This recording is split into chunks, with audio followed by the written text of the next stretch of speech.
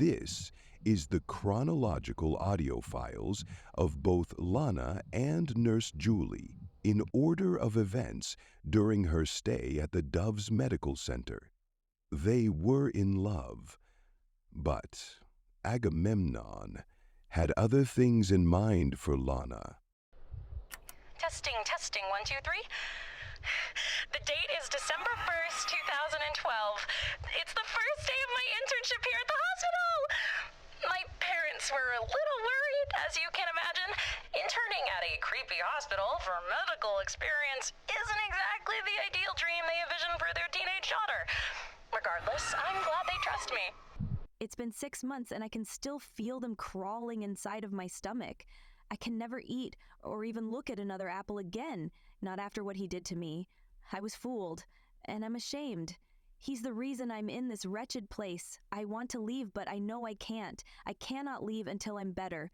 I can sense that he's here. They can't see him, but I know he's there. Or at least a part of him is. There's a new patient around my age named Lana, who just arrived a few weeks ago. Oh, and the date is January 18th, 2013. I feel drawn to her for some reason. I probably just pity her. After all, that could be me in her shoes. She was recently locked up in a room for lashing out. I snuck her some cookies from the vending machine. I know it was against the rules, but I couldn't help it. I believe she deserves kindness. It's been a while. I haven't had access to my journal in 2 months.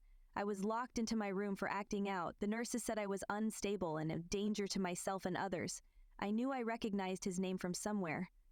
I've read my Greek tales book from back to cover, hoping to find out more about him, who he is and who he was. Maybe it would help me figure out, why me? I live in constant paranoia. I'm always wondering, is today the day? I can see the flowers blooming from my barred window. I wish I could smell them. It's been so long. Nurse Julie said I've been making progress and that she's proud of me. I've been growing fond of Nurse Julie, but I'm worried about getting too close to her. The whispers grow louder, and they tell me horrible things. I feel defeated. I can't stop what's going to happen to her. When I leave, he poisons and destroys everything his presence touches. Future official nurse-to-be, Julie here. The date is March 22nd, 2013. It's finally spring. It's so beautiful in the staff courtyard. I wish I could take Lana outside of the hospital to see all the newly grown flowers. I picked some fresh anemones for her room today. She didn't know it was me who placed them there. If she can't experience it herself, then I'll bring spring to her. Ugh, I think I'm coming down with a fever. I don't feel so good these days. My birthday passed. I'm almost an adult now. My parents couldn't make it, yet again. They made up the same excuse that they always do. It's okay, though. I know that they're in pain, and I know they don't understand me. I hope that if I get out of this place, they'll be able to look at me lovingly again. I hate celebrating my birthday now. Somehow, Nurse Julie makes it all better. She even baked me a cake. Triple chocolate. I don't understand how someone so young and bright could work in a place like this. Nurse Julie has started to become, aggressive. I knew this would happen. I knew he would do this.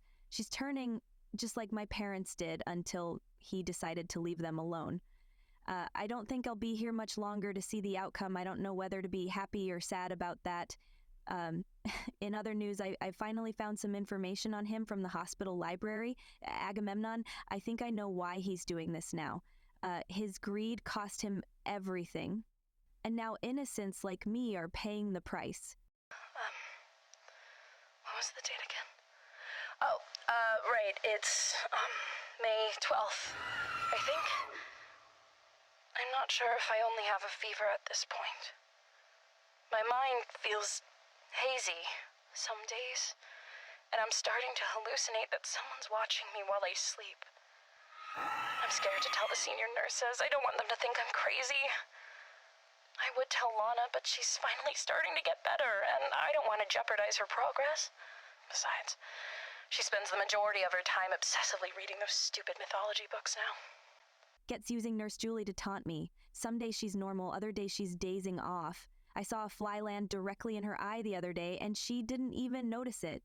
He knows I care about her, and he knows I've been researching him. I hope he's scared. I hope he knows that someday I'll figure out a way to stop him. I told Nurse Julie that she needs to leave this place, leaving me alone with it.